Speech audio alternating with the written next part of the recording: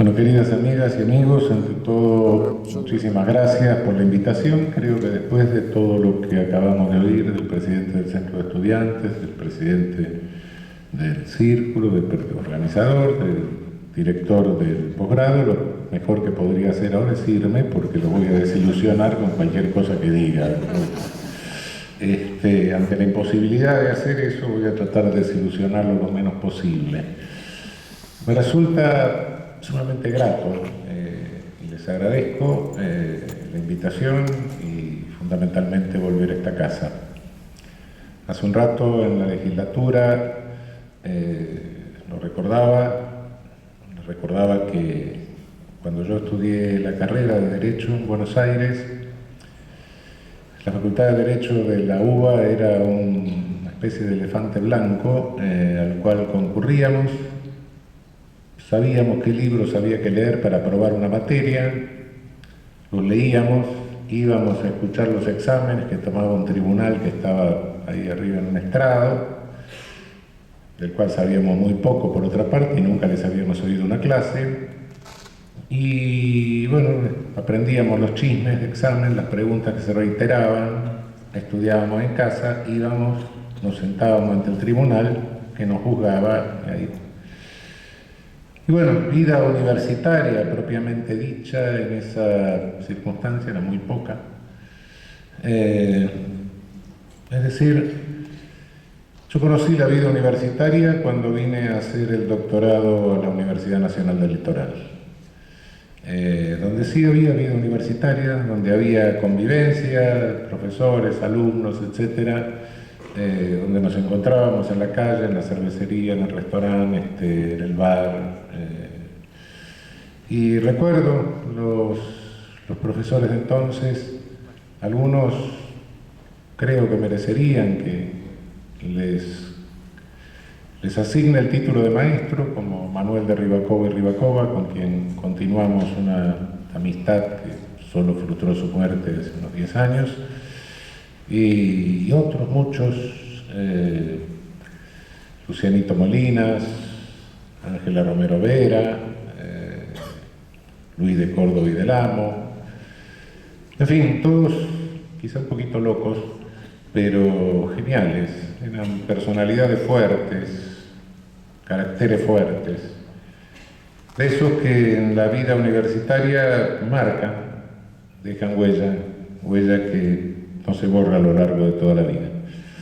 Todo eso tengo que agradecerle a la Universidad Nacional del Litoral y por eso me resulta sumamente grato volver a esta querida ciudad de Santa Fe, a la que en aquellos años conocí cuando se entraba por el puente colgante y cuando nos íbamos a Paraná en balsa o en lancha, no estaba el túnel.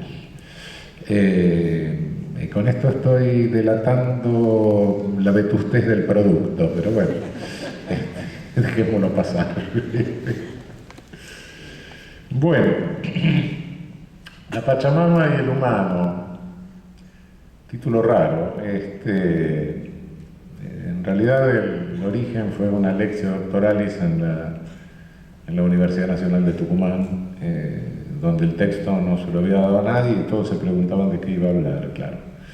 Ahora más o menos el libro da una idea, ya se comentó un poco. ¿Dónde empieza esto? Es la lectura de las nuevas constituciones de Bolivia y del Ecuador. Al reconocerle personalidad jurídica, es decir, titularidad, del carácter de sujeto de derechos a la naturaleza, abre un capítulo que nos desconcierta, o que desconcierta a quienes estamos formados en una tradición filosófica y cultural llamada occidental, por así llamarla. Yo diría que es la tradición filosófica y cultural de la Europa colonialista y neocolonialista, con sus altibajos, con sus variables, etc. Tradición en la cual la relación del ser humano con la naturaleza ha sido siempre complicada y ambigua.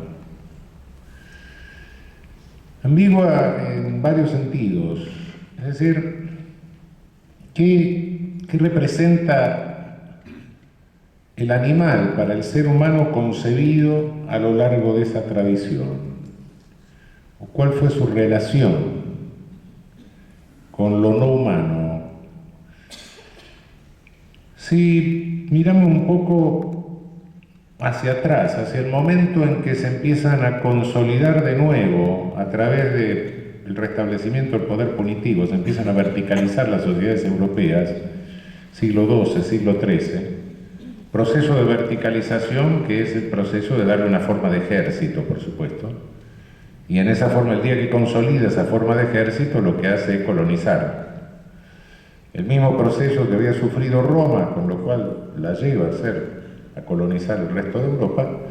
Después cae Roma, cae ¿por qué? Por el proceso de verticalización. Es decir, ese proceso de verticalización llega un momento dado que le impide modificar las estructuras, es tan fuerte que no se puede adaptar a los cambios que se provocan en el ambiente. Y eso fue lo que le sucedió a Roma, claro. Y desaparece el poder punitivo, ¿no? No está ese elemento de verticalización, de represión vertical. Pero renace siglo XII, siglo XIII, y con él renacen las estructuras ejércitoformes, por decir de alguna manera, perdóname el neologismo, de las sociedades europeas que les condiciona la empresa colonialista que llevan para adelante las potencias marítimas, España, Portugal, hasta que, de nuevo, la consolidación de ese verticalismo le impide adaptarse a los cambios que produce la revolución industrial, y entonces pierden la hegemonía, y la hegemonía pasa al centro-norte de Europa. Pero en toda esta dinámica que va colonialismo con la revolución mercantil, neocolonialismo con la revolución industrial, posterior a la revolución industrial, en toda esta dinámica, ¿cuál es la relación del ser humano concebido en esta dinámica con lo no humano, y fundamentalmente con el animal? En el momento en que renace y se consolida el poder represivo, en el momento de los juicios y de los procesos animales, se considera al animal penalmente responsable. Hay hasta un famoso abogado que escribe un tratado, muy comentado, por eso los historiadores del derecho procesal lo mencionan muchas veces, un tratado sobre cómo proceder contra los animales. ¿Y qué procedían? Procedían contra las sanguijuelas, procedían contra las pestes, contra las ratas,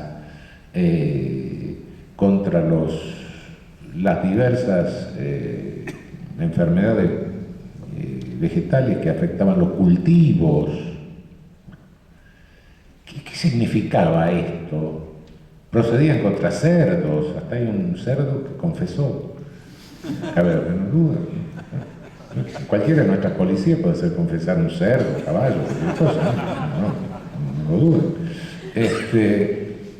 Y dice, bueno, pero ¿esto significaba que le reconocía derechos? No en el sentido, porque el concepto que manejamos hoy de derecho realmente es un concepto que surge del iluminismo del siglo XVIII, de modo que no se le concedía derecho ni a los animales ni a los humanos, no nos engañemos, pero sí los hacía responsables. Por un lado, esto cumplía una función de asegurar o mostrar que la voluntad del Señor, la voluntad del príncipe se cumplían inexorablemente aún frente a lo no humano.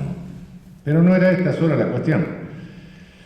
De alguna manera la actitud ambivalente existía porque estaba reconociendo que el animal tenía condición de chivo expiatorio. La venganza podía derivarse en el animal. De esa manera el príncipe y el señor evitaba que la venganza se derivara sobre él, claro. Entonces, mire, yo hago todo lo posible para evitar la pérdida de las cosechas, las hambrunas, la peste, la muerte de las personas. En la época que tenía peste moría la gente con una singular alegría, ¿no? La vida era cortísima, no había viejos. Bueno, eso por un lado, pero